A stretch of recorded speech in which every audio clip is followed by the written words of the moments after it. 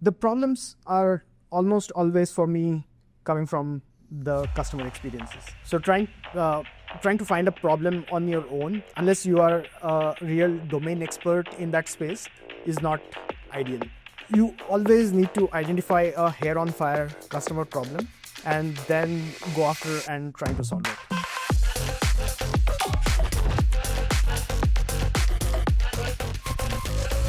Welcome to GenAI Talks. We are here to have a conversation that I've been looking forward to for a long time.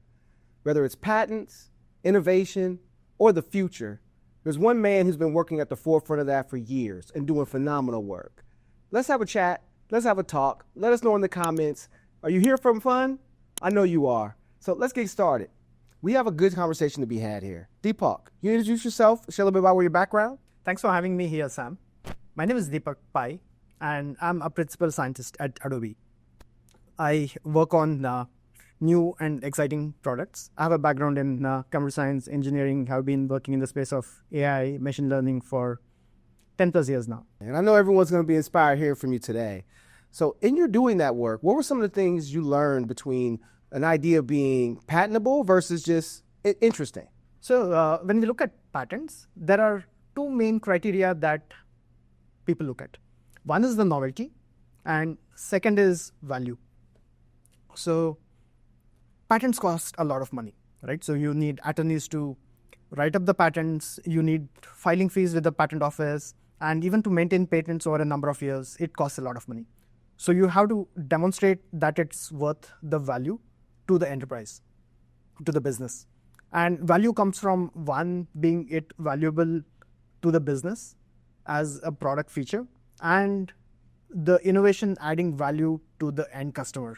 It needs to solve some pain point of the customer. Otherwise, no one really cares about it if you're just creating innovation for the sake of patenting. So when we look at novelty, what we mean is it's a non-obvious solution to an existing problem. And it can be a simple solution. It doesn't need to be complex. Sometimes there is so much beauty in simplicity that you fail to realize it. And when it comes to value, those are the two rubrics that I always consider when looking at patentable drafts or applications. And then the journey that I think many founders, many entrepreneurs, many inventors are on is you're so close to the tools, the techniques.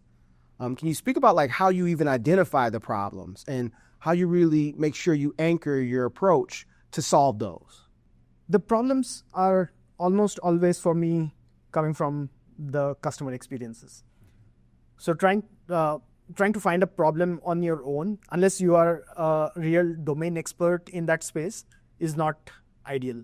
You always need to identify a hair on fire customer problem and then go after and trying to solve it. And we always try to operate with working closely with the customers. That way there is constant iteration, constant feedback flowing in to guarantee that you are taking steps in the right direction. If you had to tell a founder or tell an entrepreneur, file a patent or focus on getting your customers, which one you think is more, especially in the early stages when you're building a business? I would definitely say solve for the customer needs. The patents will follow. Y'all heard it here first. If y'all liking what y'all hearing, let us know in the comments. I mean, you can't get simpler than that. Really well said. I want to bring you another direction. So I want to go a little bit further. Let's talk a little bit about AI. We started off, essentially AI we've all been using it for decades, right? Whether it's machine learning to do predictions, Bayesian modeling to do different types of analysis there. We've been using technology, but it seems like we're in a new age of AI co-pilot, where AI is helping people do the jobs that they want to be doing at a faster clip. But what is next? Do you see AI as a coach? Is AI our oracle? What would you say is the way that this is really going to go to the next level, as you're seeing being at Adobe? I'll give you a more personal perspective of the industry outside of Adobe. And personally, I believe that AI today is not at a state where it can be a coach or a colleague in a reasonable professional setting. It, of course, depends on the persona. For example, if I'm using AI to help me write code, then I would treat it as a more junior developer whose work I have to very closely review and monitor. As opposed to if my 10-year-old is leveraging AI to solve advanced math problems, then I would say it can operate as a coach. But it's not at a professional enough level that it can replace people. But that, I think, is only a matter of time. And depending on how optimistic you are, you might say it's 1 year down the line, or how pessimist you are, you might say it will not happen during our lifetimes. And you can be anywhere in the middle of the spectrum with 5 to 10 years and all kinds of predictions. But I think the next leap, the next ChatGPT movement for me would be with robotics, wherein humanoids can actually take instructions, natural language, and be able to do tasks for us.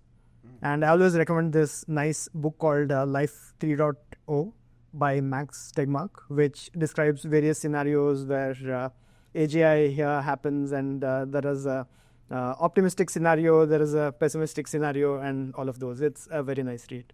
Oh, well, definitely got to get that book. Using the same concept, we're talking about the same subject, but a different lens. What is the role of an inventor in a world where these AI tools can generate 100 ideas or 500 ideas, just like that? Are inventors going to have the same role? Are they going to play different? Are they going to act different? Just give us a little bit of a window into the world of an inventor in this future. I'll maybe give my current take on it. One, for example, for instance, ideas by themselves are not worthy enough. You need to execute on them, and execution is a heavy lift, which AI cannot do today to a large extent. And secondly, although AI does spit out 100 or 500 ideas in a moment, the quality of them are not great. And in Gen Z terms, you would call it AI slop or AI brain rot, whatever is the ongoing term. But that's a fact. And I would suggest to innovators that they are better off today innovating, thinking creatively on their own, as opposed to leveraging AI. Where I would leverage AI in the innovation process is to do literature survey, understand the state of the art. If you have a large document that would take you maybe half a day, a couple of hours to read and understand, I would rather have AI go through it and give me a summary, which AI is pretty good at doing. Looking at large corpus of documents, be it Git repo, code repo, other kinds of documents, and help me quickly understand them, rather than me trying to take a longer time and in reading through. I know we can't predict 2 months even, like it's hard to do, but I'll give you the open opportunity to be a little more space age. What do you see in the future that maybe most people don't know is coming? Your bold, big bet. My bold, big bet would be on robotics. Y'all heard it here. Y'all thought the LLM revolution was something. Wait till y'all see the physical world. Thank you, Deepak. It's been amazing. Thank you. What a chat. Big ideas, real tools, bold moves. That's what Gen AI Talks is all about. Don't miss what's next. Subscribe and explore more in our Gen AI community.